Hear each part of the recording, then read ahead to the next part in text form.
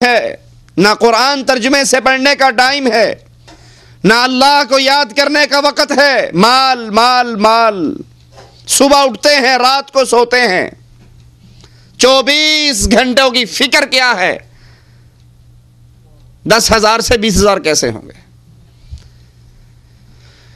एक 100 रुपए की अंगूठी आपने अपनी उंगली में पहनी है, वल्लाह मरने के बाद ये अंगूठी भी कोई कब्र में नहीं जाने देगा, ये माल छीन लिया जाएगा। जिस माल को कमाने के लिए कभी झूठ बोला, कभी लोगों का कर्ज दबाया, कभी बहनों का हक मारा, कभी कुछ किया, कभी कोई पापड़ बेला, जिस माल के लिए अल्लाह को नाराज किया, कभी बैंक में सूद पर पैसे लिए, कभी ब्याज पर लोगों को दिया, आज ये माल मुझे कब्र के अंदर तन्हा छोड़कर वापस जा रहा है। अहलुहु अहलो अय्याल, ये भी साथ ना रहेंगे। किसी की मां, किसी का बाप, किसी का भाई, किसी की बीवी, किसी का अजीज, किसी का दोस्त उसकी कब्र में नहीं उतरेगा। जितनी मोहब्बत करने वाले होंगे वो सबसे पहले कब्र में डाल के हाथों से मिट्टी डालेंगे। यर्जे इस्नान, दो चीजें वापिस आएंगी, एक माल और एक अहलो अय्याल। आज अल्लाह से नाराजगी का एक सबब यह भी है, अल्लाह से दूरी का एक सबब ये अहलो अय्याल, ये अस्दिका, ये दोस्त। जानते हैं फिल्म देखनी हराम है, लेकिन दोस्त कहता है कोई बात नहीं, आज तो जुमेरात है, मैं किराए पर VCR लेकर आया हूं, आओ बैठकर इंडियन नई फिल्म आई है वो देखते हैं।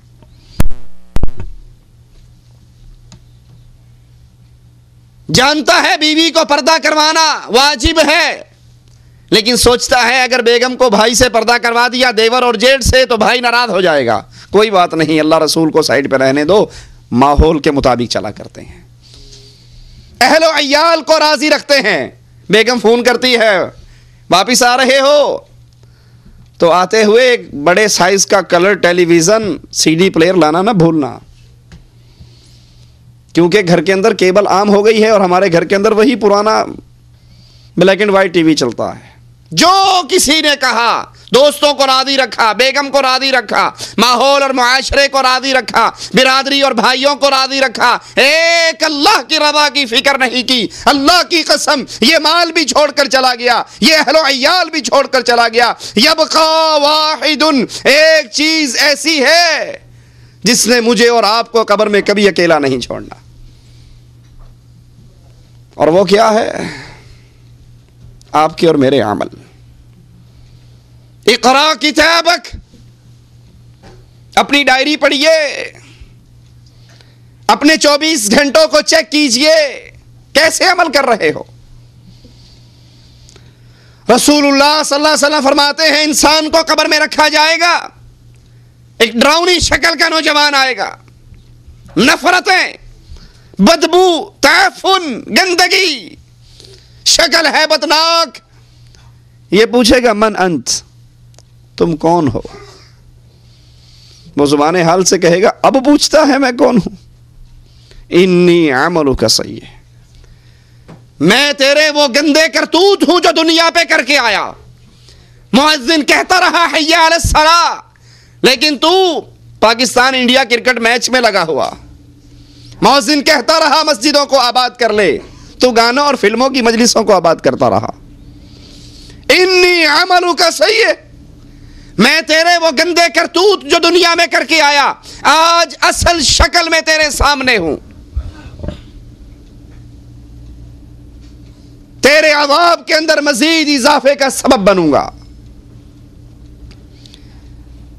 तेरे कमरे में रोशनी थी, ये कब्र अंधेरियों का घर है, तारीकी का घर है, तन्हाई का घर है, सांप और बिच्छू का घर है। रसूलुल्लाह सल्लल्लाहु अलैहि वसल्लम फरमाते हैं, इंसान पर रोजाना 99 सांप छोड़े जाएंगे। अगर एक सांप के जहर का एक कतरा अल्लाह दुनिया पर गिरा दे, पूरी दुनिया सड़कर तबाह हो जाए। गर्मी आने पर AC लगाने वालों, ठंडे कपड़े पहनने वालों, सर्दी आने पर हीटर का इंतजाम करने वालों, जर्सियां खरीदने वालों, ये कब्र भी आ रही है। इसके लिए क्या हमारी तैयारी है? अल्लाह अज़्ज़ा व जल की तरफ से आवाज़ा पड़ेगा, ऐलान होगा, मुनादी करने वाला करेगा, अन क़द कज़ब अब्दी, ये बंदा गंदा, इसकी सोच गंदी, इसका अकीदा गंदा, इसका किरदार गंदा, अफरिशूहु मिनन नार, इसके नीचे जहन्नम की आग बिछा दो,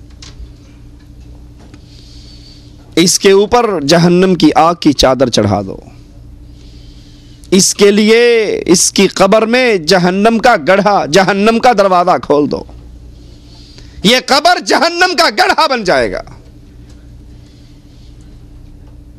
इसको सुनाओ, दुख चख अल्लाह के अज़ाब को। तू कहा करता था ए जहां मीठा अगला जहां कहें डिठा, बाबर ऐश को उसके आलम दोबारा नेस्त, अब चख अल्लाह के अज़ाब को। यह तस्वीर का एक रुख है। दूसरा रुख, इंसान कब्र की तरफ चलेगा, इसकी लाश कब्र की तरफ चलेगी, ये पुकारेगा जल्दी करो, जल्दी लेकर चलो, जहां तुम मुझे लेकर जा रहे हो वो जन्नत का बाग बन चुका है। इसको इसकी कब्र में रखा जाएगा। हसीन और जमील नौजवान पहुंचेगा, ये पूछेगा मन अंत, तुम कौन हो? वो कहेगा तेरी वो नेकियां हूं जो दुनिया में करके आया। तो दुनिया के हर बंदे को नाराज कर लिया करता था, लेकिन हर उस काम से रुक जाता था जिस काम से अर्श वाला नाराज होता हो। मैं तेरी वो नेकियां हूं जो दुनिया में करके आया। आवाज देने वाला आवाज देगा, अन क़द सदक़ अब्दी, ये बंदा बड़ा सच्चा खरा बंदा था, इसके नीचे जन्नत के बिस्तर बिछाओ, इसके ऊपर जन्नत की चादरें चढ़ाओ, इसके लिए जन्नत की खिड़की खोल दो और इसे कहो सो जा जैसे पहली रात की दुल्हन सोती है। ये दो रुख हैं तस्वीर के। ये तीसरी कब्र नहीं बनेगी, दो ही कब्रें हैं, या जन्नत का बागीचा है या जहन्नम का गड्ढा है। ऐ मुसलमान, अल्लाह के लिए बिस्तर पे लेटते हुए जरा सोचना तो सही, मैं और आप किस कब्र की तैयारी कर रहे हैं? मैं और आप अपनी कब्र को जन्नत का बाग बनाने की फिक्र में लगे हुए हैं या जहन्नम का गड्ढा तैयार कर रहे हैं? उस्मान रज़ी अल्लाहु अन्हु वर्दा इस कब्र पे खड़े होते, इतने रोते, दाढ़ी तर होते हुए जमीन की मट्टी को तर कर देती। साइल कहता, उस्मान ना कभी जन्नत के जिक्र पे इतना रोए हो, ना जहन्नम के जिक्र पे रोए हो, कब्र को याद करके इतना क्यों रोते हो? जवाब में कहते हैं, मेरे भाई ये कब्र पहली मंजिल है आखिरत की मंजिलों में से, ये पहला एग्जामिनेशन हॉल है, ये पहली इम्तिहान गाह है। जो यहां फेल हो गया वो आगे भी फेल होगा, जो यहां पास होगा वो आगे भी पास होगा। दुनिया के इम्तिहान मैट्रिक हो, एफए हो, बीए हो, मास्टर का हो, फेल हो जाए फिर अप्लाई कर देता है, फिर फेल हो जाए फिर रीटेस्ट है, फिर सप्ली है, फिर चांस है। लेकिन याद कर लीजिए, अल्लाह का इम्तिहान ऐसा अजीब इम्तिहान है, जो इसमें फेल हो गया वो हमेशा के लिए फेल, जो इसमें पास हो गया वो हमेशा के लिए पास। अल्लाह के इम्तिहान में कोई सप्लीमेंट्री नहीं, अल्लाह के इम्तिहान में कोई चांस नहीं। अल्लाह के इस पहले एग्जामिनेशन हॉल में जो पेपर आपका और मेरा होना है, उसमें कोई रीटेस्ट नहीं। कोई बात नहीं, तुझे याद नहीं रहा, जा दोबारा याद करके आ जा। कहेंगे रब्बना अबसरना व समिअना फरजिअना नअमल सालिहा, अल्लाह एक मौका और दे दे, बिल्कुल नेक काम करेंगे। लेकिन यहां जो फेल हो गया, फरीकुम फिस्सईर, वो हमेशा की जहन्नम में। जो पास हो गया, फरीकुम फिल जन्नह, वो हमेशा की जन्नत में। कितना बदनसीब है वो तालिब इल्म